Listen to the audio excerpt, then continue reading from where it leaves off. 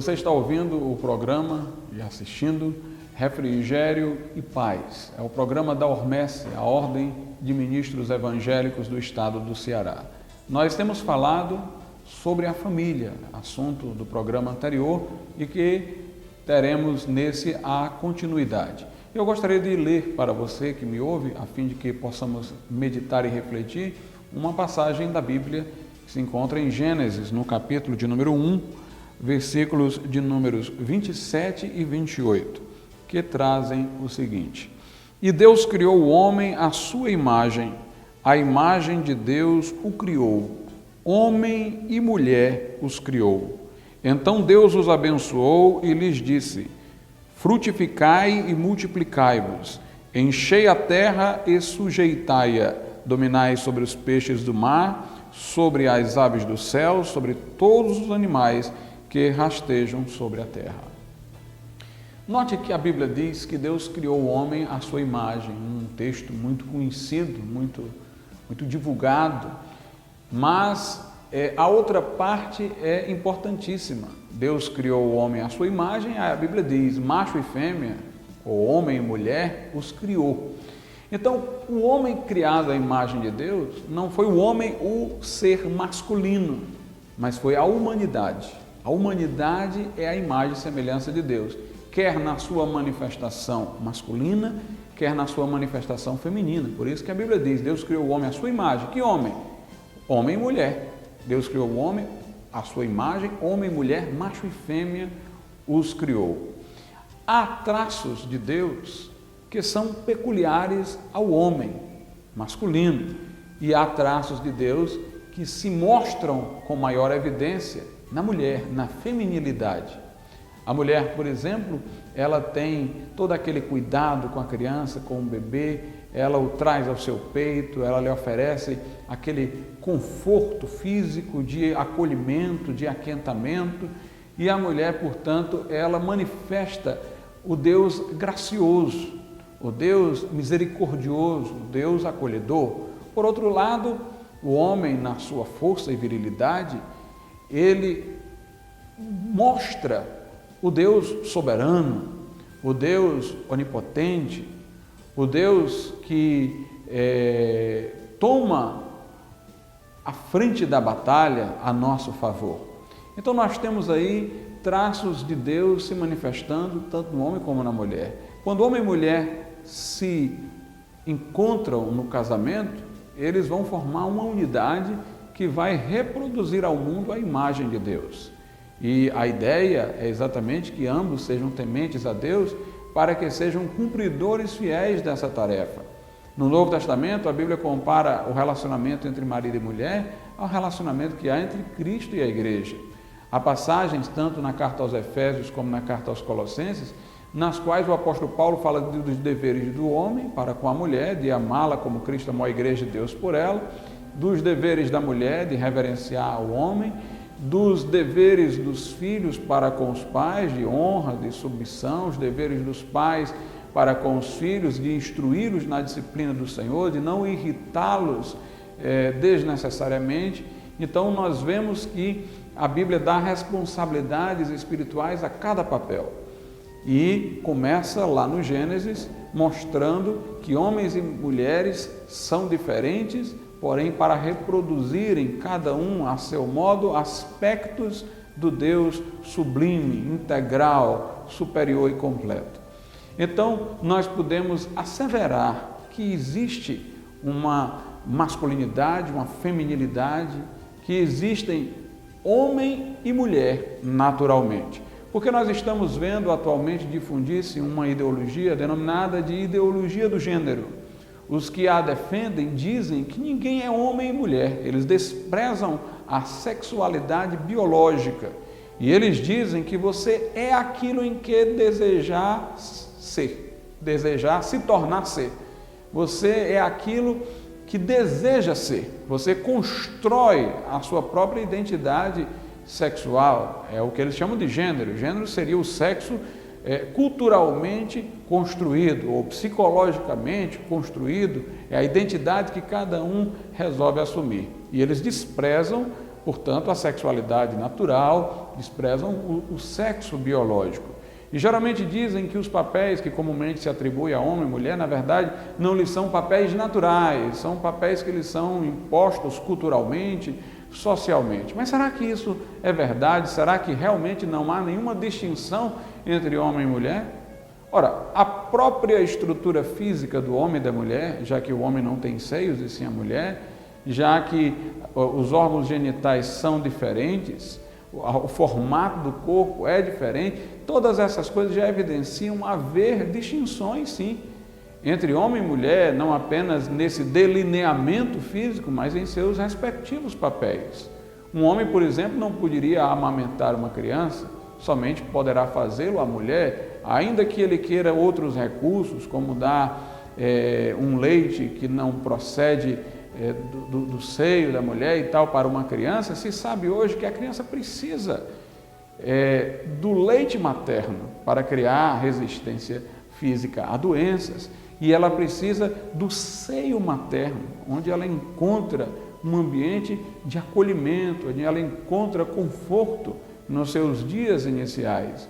Então, só isso já mostra haver um papel distinto para a mulher em relação aos filhos, em relação às crianças que dela hão de nascer. Ela vai ter que ter esse papel acolhedor, ela vai amamentar. E eu pergunto, se a mulher tem essa ocupação com os filhos por força da natureza, nesse momento, quem iria prover para a mulher? A mulher está amamentando o filho, a mulher está dando os cuidados e conforto ao filho, e quem estaria provendo para ela, se não o homem?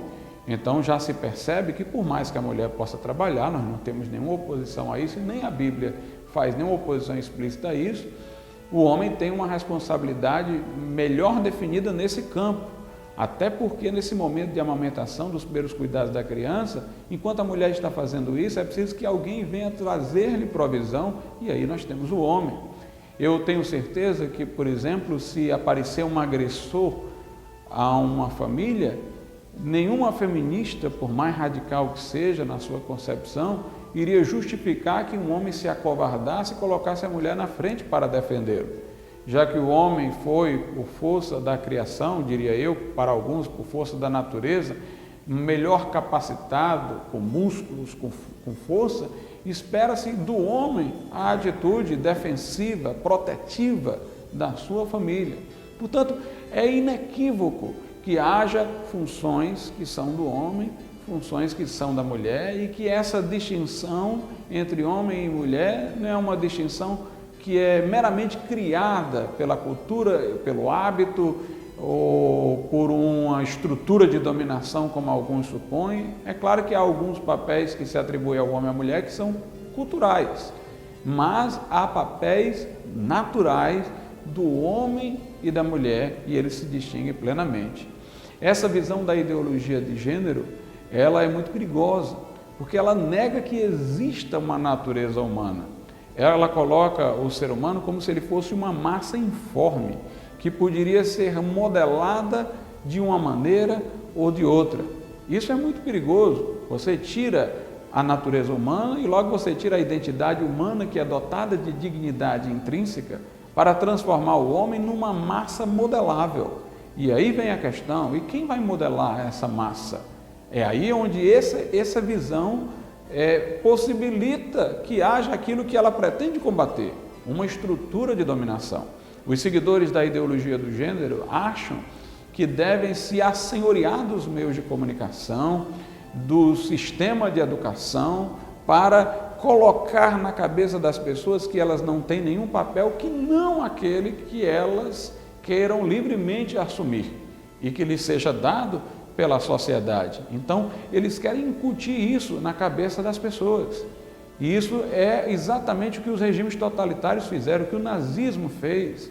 Foi tentar, através de meios de comunicação, de uma verdadeira lavagem cerebral pela educação, pelo sistema de educação, pelos meios de comunicação, fazer, por exemplo, a raça ariana se sentir superior. E agora, na verdade, o que eles querem é fazer a pessoa desacreditar na sua sexualidade biológica, roubar-lhe a identidade para fazê-la decidir o que vai ser.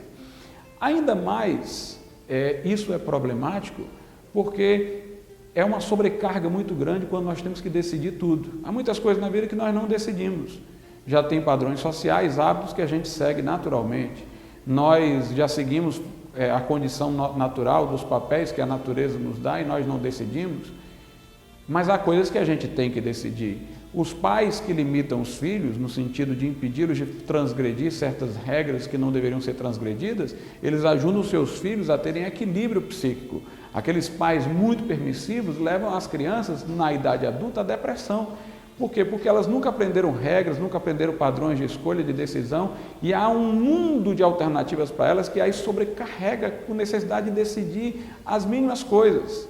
E isso faz com que elas sintam um peso muito grande. Agora você imagina se a pessoa tem a liberdade de decidir até não ser o que o seu sexo biológico lhe condiciona. Se ela é ensinada que ela deve até fazer essa escolha de não ser aquilo que fisicamente ela se enxerga no espelho. Então você está criando para ela uma sobrecarga de decisões. E outra coisa, não vai haver mais referencial nenhum para qualquer padrão moral. Ora, se ela pode escolher até ser homem e ser mulher, independente do que fisicamente seja, então que coisa ela não pode escolher? Que limite moral se ele pode impor?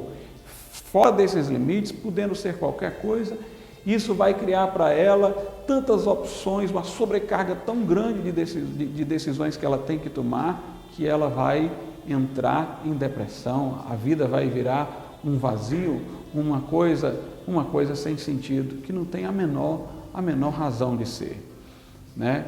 Por outro lado, eu gostaria sempre de salientar isso, que nós não podemos ficar à mercê da manipulação, à mercê dessa condução por outros. Nós temos que reconhecer como fomos feitos, como fomos constituídos. Se você olhar para a vida animal, você vai ver lá a mãe, o pai, o filhote, né? Aquela aglutinação familiar. Isso acontece no mundo animal, acontece no mundo humano, ainda que entre os animais, como o caso dos pinguins, no período do cio, um animal do sexo masculino, ele, impulsionado pela força dos instintos, confunda a fêmea com o macho e possa ter uma equivalência à relação homossexual, o fato é que essa coisa vai ser casual. Ele só vai se aglutinar, formando uma entidade familiar, se ele se aproximar da fêmea e se procriar. É ali que ele assume uma identidade realmente de família. Então, nós não somos essa massa informe. Nós temos uma natureza humana. Sem o conceito de natureza humana, nós não temos a noção de humanidade. Sem a noção de humanidade, nós não temos a dignidade da pessoa humana, nós não temos os direitos do homem. Se somos apenas uma massa informe, então aqueles que detêm as estruturas de informação nos farão como eles bem quiserem e nós não seremos mais sujeitos, nós seremos objetos manipuláveis, sem identidade, sem humanidade, sem dignidade. Portanto, a Bíblia é clara que Deus criou no princípio o homem à sua imagem e semelhança. E a Escritura diz, macho e fêmea os criou. Que você leve isso em conta, que você não deixe se iludir por informações erradas que lhe queiram incutir, mas que você firme os seus pés, as suas raízes, naquilo que é evidente, naquilo que é natural e naquilo que é bíblico, porque a Bíblia está de acordo com o bom senso, está de acordo com a natureza humana. Os conhecimentos filosóficos devem existir para reforçar o bom senso, não para nos alienar daquilo que é óbvio, evidente e segundo o bom senso, para nos colocar num mundo de fantasias esotérico, no qual nós iremos cair no vazio, a vida vai perder o sentido, nós vamos perder a direção e não passaremos de homens tentando uns manipular os outros, como bem se queira. Portanto, guardemos a verdade da palavra de Deus.